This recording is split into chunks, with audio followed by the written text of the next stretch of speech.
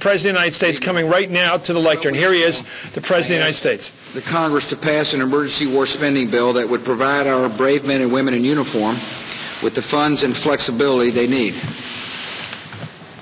Instead, members of the House and the Senate passed a bill that substitutes the opinions of politicians for the judgment of our military commanders.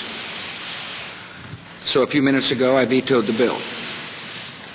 Tonight, I will explain the reasons for this veto and my desire to work with Congress to resolve this matter as quickly as possible. We can begin tomorrow with a bipartisan meeting with the congressional leaders here at the White House. Here's why the bill Congress passed is unacceptable.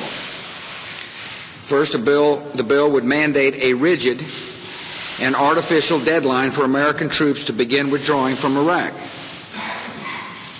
That withdrawal could start as early as July 1st, and it would have to start no later than October 1st, regardless of the situation on the ground. It makes no sense to tell the enemy when you plan to start withdrawing. All the terrorists would have to do is mark their calendars and gather their strength and begin plotting how to overthrow the government and take control of the country of Iraq. I believe setting a deadline for a withdrawal would demoralize the Iraqi people, would encourage killers across the broader Middle East, and send a signal that America will not keep its commitments. Setting a deadline for withdrawal is setting a date for failure, and that would be irresponsible. Second, the bill would impose impossible conditions on our commanders in combat. After forcing most of our troops to withdraw, the bill would dictate the terms on which the remaining commanders and troops could engage the enemy. That means Americans' commanders in the middle of a combat zone would have to take fighting direction from politicians 6,000 miles away in Washington, D.C. This is a prescription for chaos and confusion, and we must not impose it on our troops. Third, the bill is loaded with billions of dollars in non-emergency spending that has nothing to do with fighting the war on terror. Congress should debate these spending measures on their own merits and not as a part of an emergency funding bill for our troops. The Democratic leaders know that many in Congress disagree with their approach and that there are not enough votes to override the veto.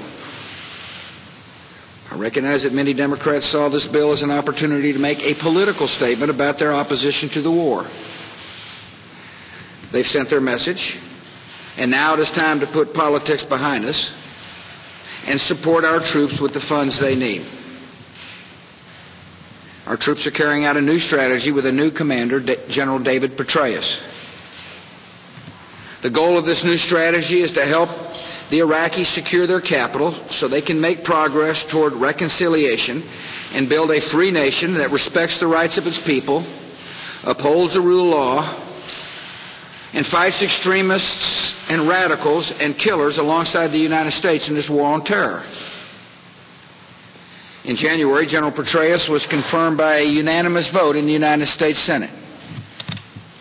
In February, we began sending the first of the reinforcements he requested. Not all these reinforcements have arrived in Baghdad. And as General Petraeus has said, it will be the end of the summer before we can assess the impact of this operation. Congress ought to give General Petraeus' plan a chance to work. In the months since our military has been implementing this plan, we've begun to see some important results. For example, Iraqi and coalition forces have closed down an al-Qaeda car bomb network. They've captured a Shia militia leader implicated in the kidnapping and killing of American soldiers. They've broken up a death squad that had terrorized hundreds of residents in a Baghdad neighborhood. Last week, General Petraeus was in Washington to brief me, and he briefed members of Congress on how the operation is unfolding. He noted that one of the most important indicators of progress is the level of sectarian violence in Baghdad. And he reported that since January, the number of sectarian murders has dropped substantially. Even as sectarian attacks have declined, we continue to see spectacular suicide attacks that have caused great suffering. These attacks are largely the work of al-Qaeda, the enemy that everyone agrees we should be fighting. The objective of these al-Qaeda attacks is to subvert our efforts by reigniting the sectarian violence in Baghdad and breaking support for the war here at home. In Washington last week, General Petraeus explained it this way: Iraq is, in fact, the central front of all al-Qaeda's global campaign. Al-Qaeda's role makes the conflict in Iraq far more complex than a simple fight between Iraqis. It's true that not everyone taking innocent life in Iraq wants to attack America here at home, but many do. Many also belong to the same terrorist network that attacked us on September the 11th, 2001, and wants to attack us here at home again. We saw the death and destruction al-Qaeda inflicted on our people when they were permitted a safe haven in Afghanistan. For the security of the American people, we must not allow al-Qaeda to establish a new safe haven in Iraq. We need to give our troops all the equipment and the training and protection they need to prevail. That means that Congress needs to pass an emergency war spending bill quickly. I've invited leaders of both parties to come to the White House tomorrow and to discuss how we can get these vital funds to our troops. I'm confident that with goodwill on both sides, we can agree on a bill that gets our troops the money and flexibility they need as soon as possible. The need to act is urgent. Without a war funding bill, the military has to take money from some other account or training program so the troops in combat have what they need. Without a war funding bill, the armed forces will have to consider cutting back on buying new equipment or repairing existing equipment.